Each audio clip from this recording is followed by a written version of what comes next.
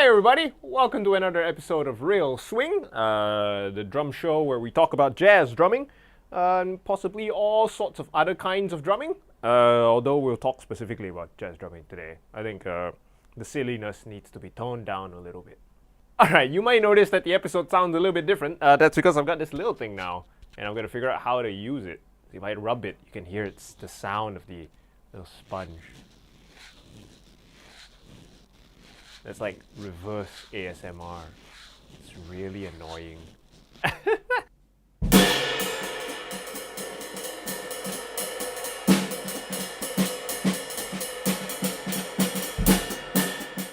Anyway, yeah, we're trying to, improve the quality of the production a little bit. So I've got a little lapel mic. Yay! It's so cute. It's adorable. So today we want to continue our little conversation about time. All right.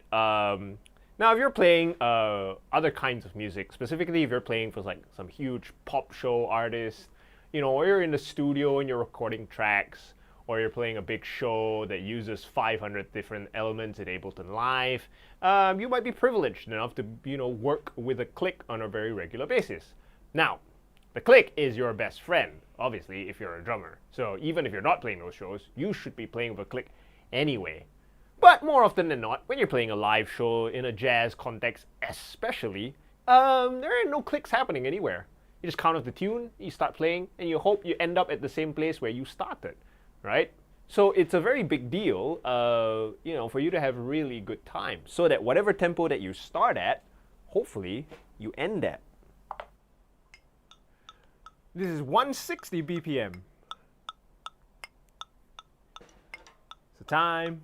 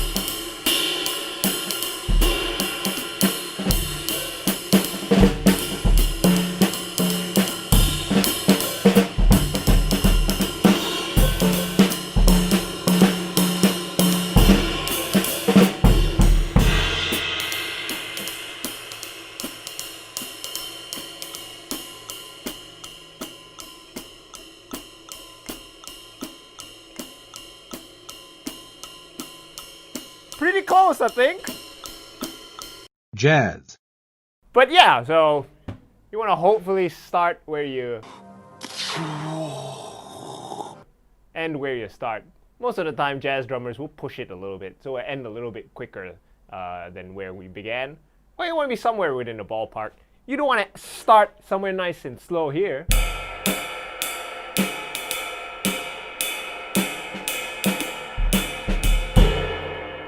And then end up somewhere here.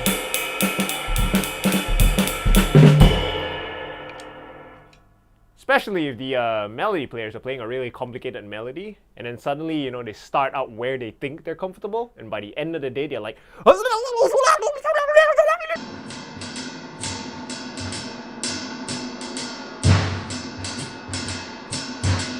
so how do you internalize a click? If you can't hear it on the outside anymore, your tempo and your time is solely dependent on your own personal internal understanding of the click track. So how do you get better at that? Well, the first thing is always just practice with a click. Put the click on for everything that you do. Your rudiments, your swing time, anything else, just practice with a click. But, if you really want to get better at this fast, you got to internalize the click in basically everything that you do. Exercising with the click. 160 BPM. Make your tea with a click. Tea, milk.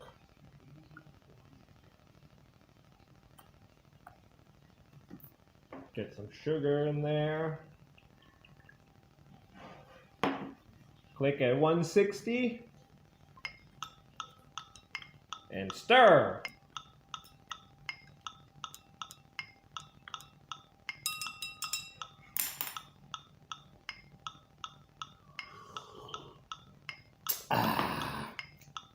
That's a good 160 beat per minute tea right there. How about maybe trying handiwork with a click? Hammering at 120 BPM.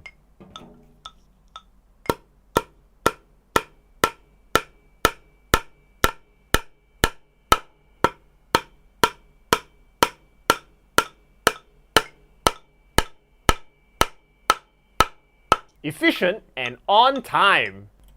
Or you can also try typing with a click. 150 BPM.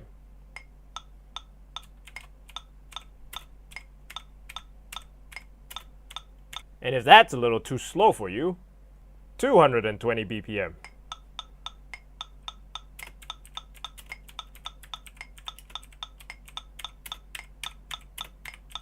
And if that's still too slow for you, well, Terence Fletcher tempo it is!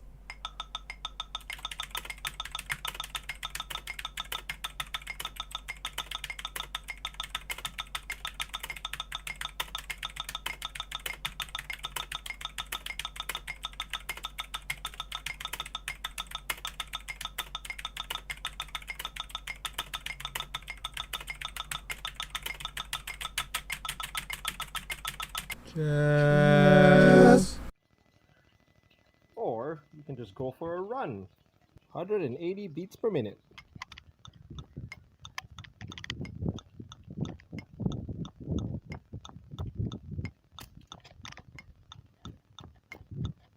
Alright, way too pedestrian. Let's go for something a little bit faster. 240 BPM. That's better.